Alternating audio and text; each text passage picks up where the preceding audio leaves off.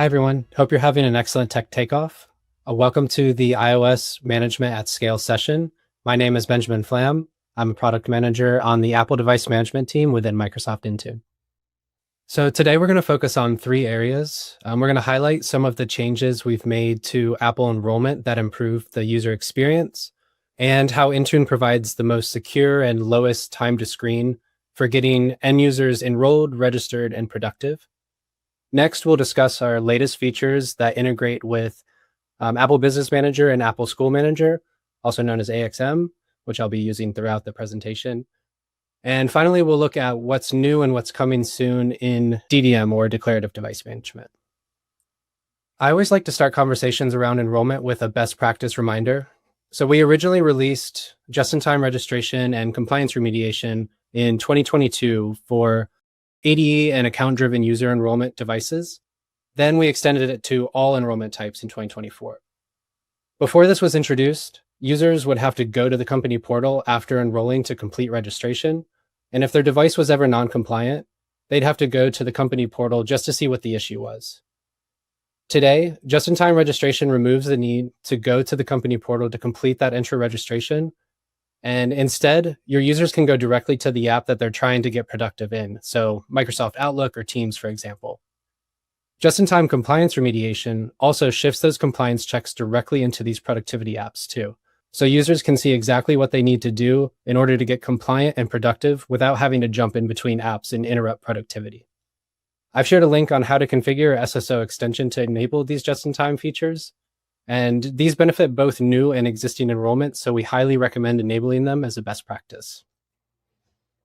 Another recent update that we've made is that we're providing a more secure enrollment experience using ACME, or Automated Certificate Management Environment, instead of SCEP for device enrollments. The private key for ACME issued certificates is hardware bound and leverages the secure enclave. And ACME as a whole provides stronger validation to prevent multiple certificates from being issued and potentially replayed. ACME also sets the foundation for device attestation, where devices can attest that they are who they say they are to Apple servers using unique identifiers, ultimately preventing device spoofing.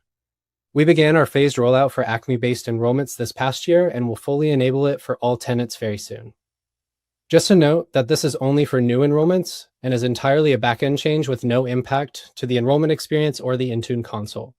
The only difference that you'll see is that there's an ACME device identity certificate in the management profile instead of one using SCEP. Another big change that you'll soon see in the console is the rebrand from iOS, iPadOS to Apple Mobile.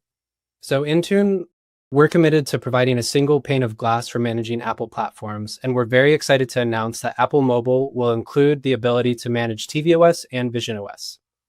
There's already support for app protection policies on visionOS, and as we GA TV and Vision, you'll have the ability to enroll them as userless devices via ADE, allow or block these platforms using enrollment restrictions, perform remote device actions like syncing or erasing the device. And you'll also be able to send custom configurations which use the Declarative Device Management channel to deliver legacy profiles. When it comes to features, our goal is to have parity across all of our Apple mobile platforms while building for the future. On our roadmap, we'll soon add TV and Vision support to the settings catalog, ensuring that we can automatically ingest new settings more quickly while providing a first-class settings configuration experience. We'll also be adding support for managing resource access workloads like Wi-Fi, VPN, and the certificates that they depend on. And finally, we'll be including these new platforms as part of our Declarative Device Management app rollout this year. As Apple shifts more and more workloads to DDM while deprecating the legacy MDM features, we're prioritizing DDM as we build out support for tvOS and visionOS. Now let's shift focus to what we've been working on in the Apple Business Manager and Apple School Manager space. This past year, we fully adopted the V2 version of the Apps and Books API. The original Apps and Books API model was imperative, synchronous, and ultimately relied on MDM to constantly poll the API for status. VPP v2 is modern, it's asynchronous and event-based. So using an example, let's say we have a large VPP app deployment that needs to happen for thousands of devices. Intune sends the request to license these devices and then can now move on to other tasks while Apple completes that request. Then, when the licensing operation is complete, Apple will notify Intune in real time. Additionally, when a new app or more licenses are added in Apple Business Manager or Apple School Manager, Apple will also emit a real-time notification to Intune so we can provide up-to-date asset and licensing status in the console. This is another backend change with no impact on the user experience, besides things starting to move more quickly. While admin workflows don't change, app assignments, license sync, and large-scale deployments are dramatically more efficient, especially for customers managing thousands of Apple devices. Another focus of ours in the AXM space is access management. Access management uses the Git token flow to ensure managed Apple accounts only sign in on devices that are actually managed by the organization. To configure this, you start by setting the Allow Manage Apple Account On setting in AXM under the Apple Services blade of Access Management. Then the way this works under the hood is Intune supports a new token type specific to managed Apple accounts. Enrolled devices will then get enabled for requesting this token from Intune, which it then provides to Apple when an account is trying to sign in. Apple verifies that the token is valid and signed by Intune before allowing the sign-in to succeed. Ultimately, this tightens the link between Apple Identity and Intune enrollment, preventing potential data leaks from using managed Apple accounts on unmanaged hardware. Shifting focus to DDM, let's start with another best practice recommendation. Apple has made so much headway in the software updates management space over the past few years. DDM updates provide a simpler, more reliable software update experience with devices proactively handling new updates and providing status updates to Intune every step of the way. DDM-based software update enforcement was released in 2023, and then parity with MDM settings was achieved in 2024. And now, this past WWDC, Apple formally deprecated the legacy software updates workload. As we've added all of the functionality available brought by these new settings, Intune is aligned with Apple, and we've also deprecated legacy software updates. This includes update policies, MDM settings, and reporting. Pretty much anything that uses legacy software updates will have the deprecated tag next to it. As of February, you can view and edit legacy software update policies, but you'll no longer be able to create them as we get ready to remove these from the Intune console. To learn more about this change, check out the customer success blog on migrating to DDM updates and last year's tech takeoff session for a deeper dive on how they work. Now let's look at what's new over the past couple of months in DDM. We've brought support for assignment filters to DDM policies, bringing more targeting precision to DDM. We're also adding support for the latest DDM configurations that were released in 26.4. This includes intelligence-related controls for managing Apple Intelligence and other AI-related features like Keyboard and Siri. And Apple also added a migration assistant configuration, which will let you specify the managed migration of accounts and directories that should happen during Setup Assistant. A note that with this move, the MDM restrictions for managing Apple Intelligence settings are now deprecated. Just how software updates were deprecated and moved to DDM, the legacy MDM workloads that are replicated to DDM will follow suit. Another big advancement in the DDM space is that Intune will soon let you configure line of business apps using the declarative device management channel. This kicks off the first phase of our DDM app rollout and brings all of the improvements we get using the declarative model to apps.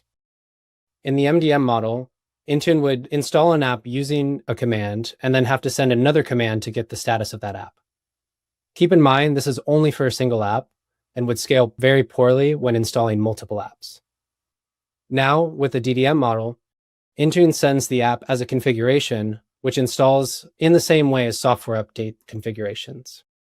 Additionally, like software updates, DDM managed apps will report their install status in real time. This includes failures, whether an app has an update available, and if the app was somehow uninstalled by the user.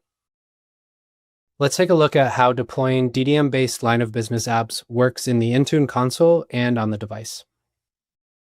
Looking in the console, under the Apps blade, let's create a new app. Select Line of Business, and then we'll upload our application package. We'll add the required fields for publisher, minimum OS version, and then here's the only change you'll see in the console for DDM, where you can select the management type for the app. We'll select DDM, hit Next, and assign to our groups, then create the policy. Just a note that this management type value isn't changeable once it's selected and the policy is created.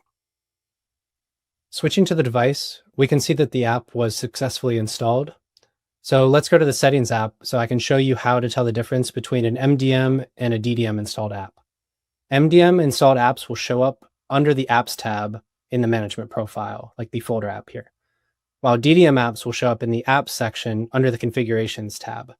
This is where you can view the app and see the settings that it has applied to the device. Last but not least, let's talk about all the big features we have coming soon to Apple Mobile. First up is Apple Enrollment Policies, also known as Enrollment Config v2 or ECv2. And what ECv2 is a change to our enrollment settings infrastructure to use the same settings infrastructure that powers our Apple settings catalog. So we can automatically ingest new settings more quickly as they're released by Apple. Enrollment time grouping, or ETG, lets you specify a static group in an enrollment profile to help bypass any latency that comes with processing group membership. And ultimately, this ensures that devices get the critical policies and apps they need when they're enrolling.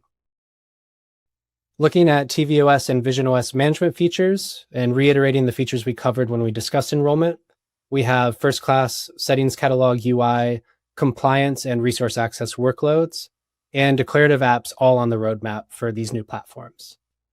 Additionally, VPP apps will soon have the ability to be configured using declarations, reducing latency and bringing a lot of user experience improvements and tons of new functionality like real-time app status that we talked about with LOB apps, and the ability to granularly control auto update behaviors. As part of our declarative device management apps release, we'll also introduce a new userless app catalog built on Apple's managed app distribution framework, so users will have an App Store-like experience without having to authenticate to get the apps that they need. And finally, we're working on return to service, which will let you quickly reset devices, whether that's to ensure that user data isn't persisting on shared devices, or simply using it as a troubleshooting tool to get devices back to a fresh state. We're excited to get all of these new features in your hands very soon, so keep an eye on the Microsoft 365 roadmap and the Intune in development documentation for the latest updates. That's it for the iOS Management at Scale session. Thanks for joining me, and I hope you have a great tech takeoff.